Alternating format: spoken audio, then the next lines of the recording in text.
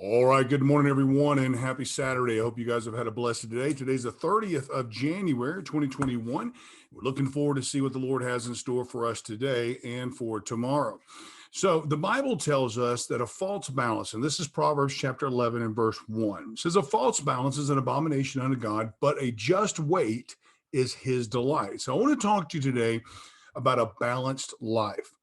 Guys, the contrast that we find here in the book of Proverbs, especially in Proverbs 11 and 10 and a handful of chapters in between there, it's a contrast of moral virtues versus contrary vices. It opens up with the statement of false balance is an abomination to the Lord. Our life, guys, is meant to be orderly. It's meant to be established. It's meant to be balanced. Paul, while he's rebuking the church at Corinth for some misappropriation and the using of things not intended for the church, exhorted them in 1 Corinthians chapter 14 and verse 40, saying, let all things be done decently and in order. Allowing order and balance to reign in our life requires discipline. This, I know this is for sure, but it does not have to be confusing, and it really doesn't have to be complex. When Solomon speaks by inspiration of God, mind you, of the false balance being an abomination, he does so in the middle of this contrast between virtue and vices. And he nails this poignant point to the wall so there would be no misunderstanding between what is good and what is perverse. Guys, this balance extends into every aspect of our life, and it's seen in our life in general. We are to be balanced in the areas of physical and emotional and mental and in the spiritual status of our life. God created us, our body, our soul, our spirit, to live in unison one with another. Okay, those three. To dwell in orderly fashion for optimal functionality. Take the physical, for instance, guys. We understand the term homeostasis when dealing with the human body. Technically, it's defined as the state of steady internal physical and chemical conditions maintained by the living systems. In basic terminology, it is the body systems in balance for optimal function. That's essentially what it is. I mean, this means that too much of one thing in our body is going to be off the mark, or our balance is off the mark, I should say. No, it may not kill us today, but it does disallow us from optimal functionality. Here is the danger. Okay, here's the danger in that 1 degree. If we are only 1 degree off the mark physically today, that false balance may be unnoticeable today. But as we continue onward, living the same unbalanced life, this 1 degree turns into 2 and then into 3. Well, I mean, guys, you can count, the bottom line is it's not good. The further we proceed with an unbalanced physical life, the greater the damage to the body is, lessening the chance of recovery and or rehabilitation. Guys, the same we find in the emotional and mental sides of our life. What we condone and or contribute to either voluntary or involuntary has an effect on all of these states. Consequently, we can now see how the emotional and the mental side of the body work in tandem with the physical.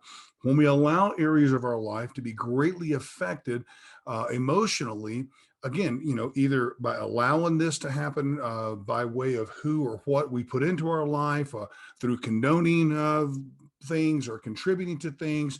I mean, in other words, guys, it's not always someone else's fault, is what I'm trying to say. So when we, when we see these areas being affected, and it affects us emotionally, it's not always the environment or external forces' faults. We need to understand that. But what happens is that the body begins to have a physical response. So when we have these emotional effects in our life, it has an effect on the physical aspect as well. Many times, this is by way of through the increase of cortisol, which is commonly known as the stress hormone. And we understand that. And even though cortisol is needed while it's serving a purpose in the body, cortisol has many functions in the human body. It has functions like mediating stress response, it regulates metabolism, the inflammatory response, immune function. So it has its purpose. But high cortisol levels can lead to weight gain, high blood pressure, diabetes, fatigue, difficulty concentrating. Again, what's the culprit? The culprit is a false balance. Whether it's within our control or not, it's still a false balance. So if we control it by removing ill decisions or making the proper decisions, thus realigning our focus where it belongs, the emotional side of our life will come closer to a balanced state. Now, realize, guys, we can't control everything. We can't control every external force that is in our life that brings about stress. That's true. So don't misunderstand what I'm saying. But we can't control the controllables, and that's what we need to focus on. If we choose not to and continue therein, the 1 degree today will become 2 tomorrow, and then 3, and then, well, again, you guys, you can count just like before. We see the path which leads into the deterioration of our emotional and mental states. Guys, nothing is different when it comes to our spiritual status as well.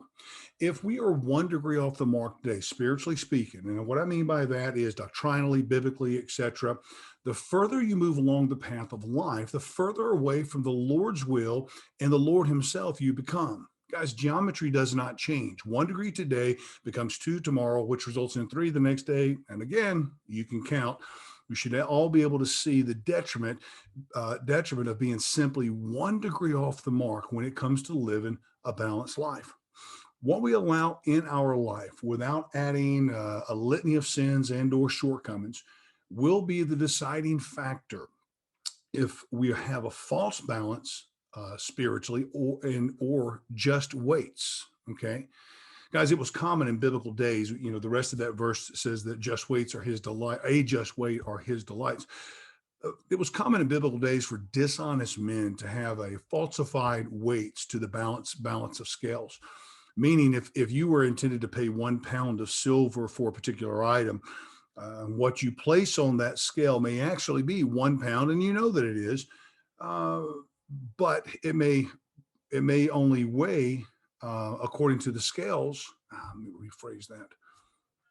Okay, it was common in biblical days for dishonest men to have falsified weights to balance the scales. Meaning, if you were intended to pay 1 pound of silver for a particular item, and what you placed on the scale may actually be 1 pound of silver, but the crooked scale at the payment counter may actually weigh it at 0.5, thus causing you to pay more than the determined price. All right, that's the reference there when it says that a just weight is his delight.